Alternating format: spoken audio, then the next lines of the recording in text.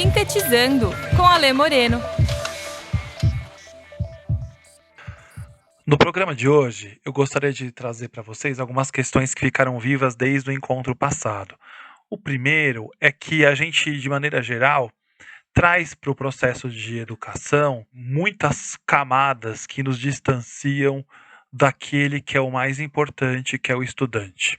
O que eu quero dizer é que muitas vezes a gente discute por milhares de horas e apresenta e venda e oferece metodologias ativas, metodologias ágeis, e enche de milhares de termos, muitas vezes em inglês, que pouco comunicam ou comunicam com poucas pessoas ou com uma parte das pessoas. E eu vejo como se fosse um bolo.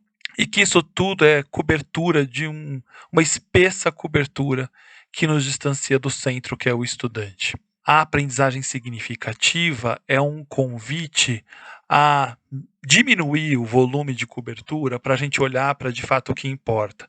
Eu não digo que as metodologias que dão apoio à aprendizagem não são importantes. O que eu entendo é que a gente talvez resolva a educação de um jeito mais simples. E muitas vezes a gente complica, coloca muitos elementos que não são necessários. E a simplicidade pode se dar numa roda de conversa, numa prosa, numa história, pode se dar de uma maneira muito simples.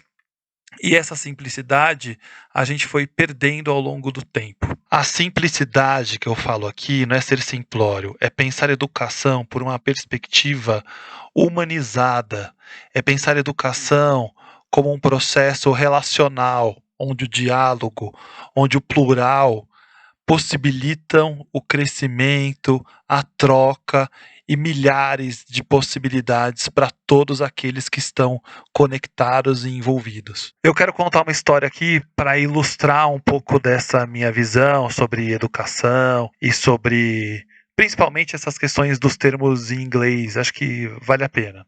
Num passado não muito distante, eu fui facilitar um processo de aprendizagem no interior de São Paulo. A conversa era sobre feedback e a gente ficou horas falando sobre feedback. Até que no final de um momento lá, depois de um tempão, uma pessoa perguntou assim: o que significa essa palavra feedback?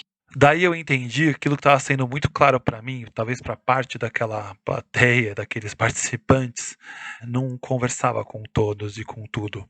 E me convidou a parar para pensar. Eu não estou dizendo que o feedback, por exemplo, é uma palavra que eu não devo usar, mas o que eu trago é que, em alguns casos, ela pode muito bem funcionar, e em outros não. Eu não posso pasteurizar usando termos em inglês, por exemplo, para todas as pessoas e em todos os lugares.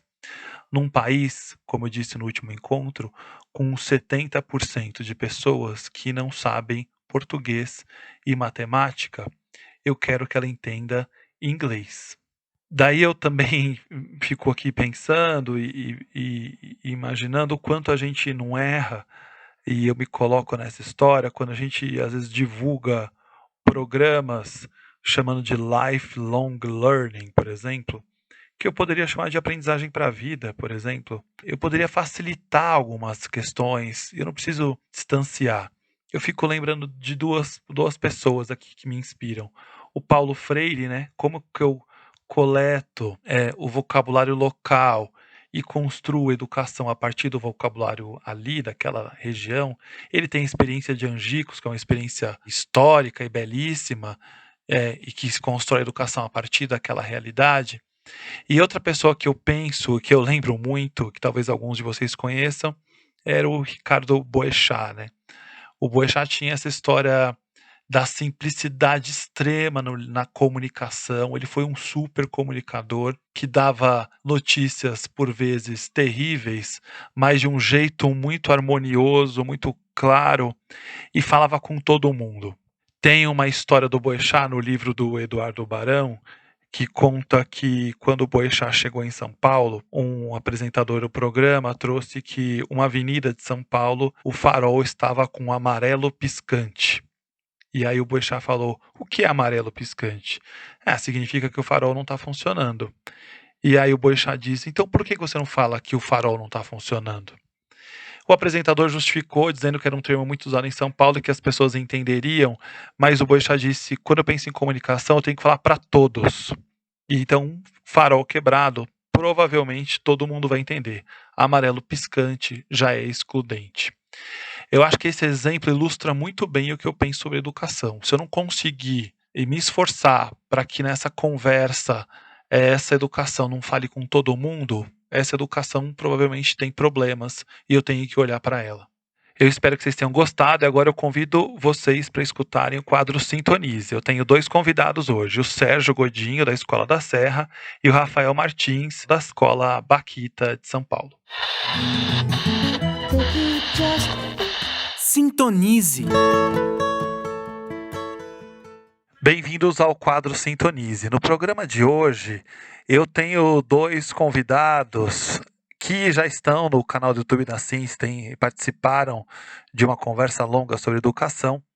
E eu trouxe 2 falas deles aqui que acho que vão contribuir muito com a nossa prosa. O primeiro deles é o professor e educador Sérgio Godinho, da mineiríssima Escola da Serra, localizada em Belo Horizonte. E o segundo, meu querido colega Rafael Martins, educador e diretor da Escola Baquita, aqui de São Paulo.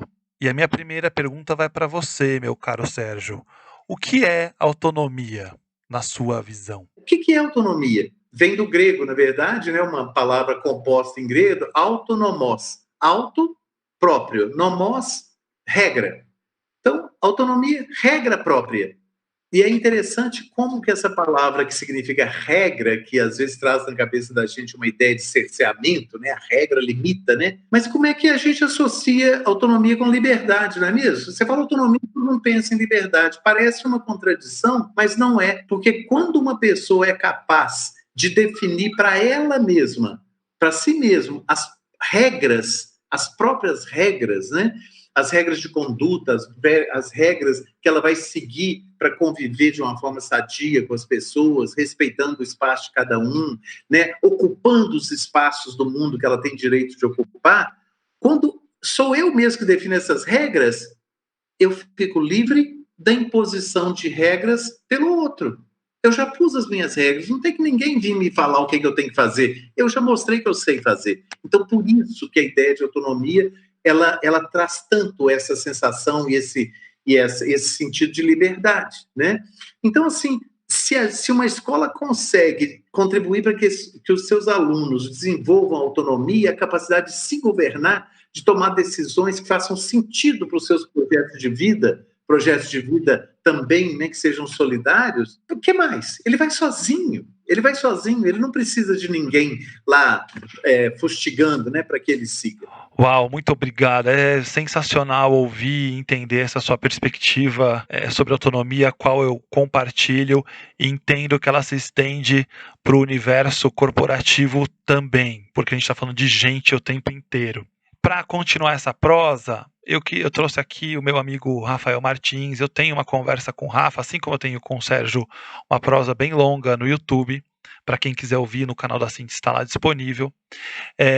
Rafa, eu queria que você também respondesse qual a sua visão sobre autonomia e também nos contasse alguma estratégia de educação, de aprendizagem significativa que a Baquita tem para estimular a curiosidade, para valorizar de fato o saber das crianças. Com a gestão dos momentos e do que é compartilhado, sabe, coletivo e individual, acho que tem essa autonomia de como eu lido com esses pequenos desafios. E aí, se eu penso numa progressão, acho que tem alguns desafios de marco de faixa etária, né? Na educação infantil, tem a ver com a organização da mochila, dos momentos de ir para o almoço, para o lanche. Se a gente vai fazer um piquenique, eu preciso que o professor pegue a toalha e monte tudo, né? O professor, eu acho que parte disso, né? Do professor convidar e estimular a criança a perceber que ela pode se responsabilizar e ter autonomia nesse momento. Então, não precisa. Se ele sabe que na rotina tem um horário de lanche, né, que faz parte deles, ele não precisa ser servido em todos os momentos. Ele pode assumir papéis nesse cotidiano. E acho que outra frente importante da formação de autonomia é em relação à postura de estudante, que também é um investimento grande que a escola tem, assim, como que a criança se reconhece nesse processo de formação, de relação com o conhecimento, né, de também não estar num papel passivo de esperar receber as coisas, mas como ela se propõe a participar, a contribuir, a buscar a própria curiosidade, a tirar dúvidas. Então, um exemplo de projeto. Se o professor tem um objetivo de trabalhar com conteúdo de contagem, de matemática, ou de unidades de medida, um jeito que não contemplaria a participação e a construção desse conhecimento com as crianças seria chegar, gente, a contagem é assim, e você pode usar uma régua para medir. Você já está entregando isso, né? A gente pensa em oferecer nos projetos contextos para as crianças conseguirem criar essa sensação e essa noção de que para que serve esse conteúdo. Então, num exemplo desse, a professora pode propor uma dinâmica assim. Ela leva o grupo inteiro para o pátio e fala, quem consegue pular mais longe? Aí, como que a gente pode fazer isso? Acho que, né, trabalhar com perguntas é sempre importante para eles. Então, vamos fazer assim, vamos fazer uma linha, aí a gente corre, pula de trás da linha e a gente marca com giz até onde a criança pulou. Aí a professora investe nessa prática e marca todo mundo. E depois pergunta, porque daí ela precisa formalizar quem pulou mais longe. E aí, eu já vi isso acontecendo em grupos diferentes, assim, primeiro as crianças usando o recurso de medir com o pé ou com a mão. Aí a professora dá a corda. Então, tá bom, vamos medir com o pé de todo mundo. Então, quem pulou mais longe? Tal pessoa. Aí ela pode perguntar, então agora mede você.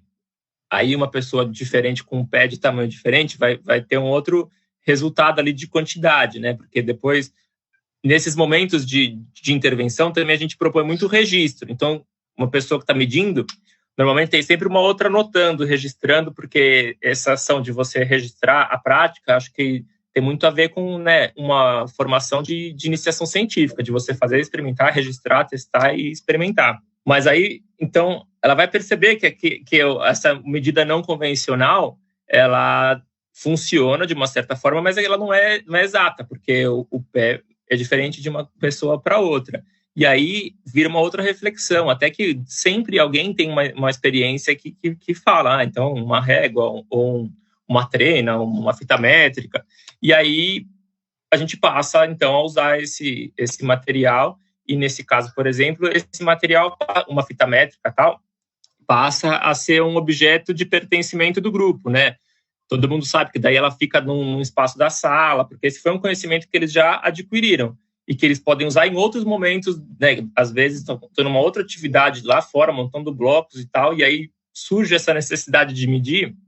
Não precisa o adulto fazer esse convite. A própria criança sabe que aquilo existe, vai lá na sala e pega e mede.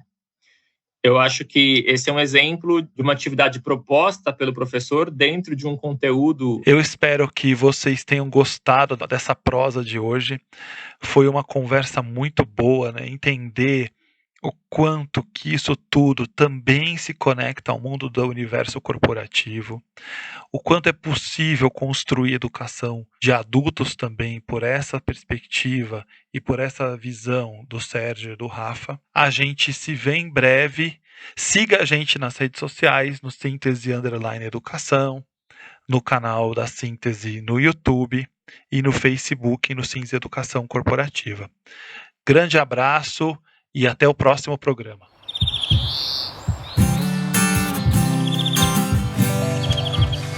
Sintetizando com Alê Moreno.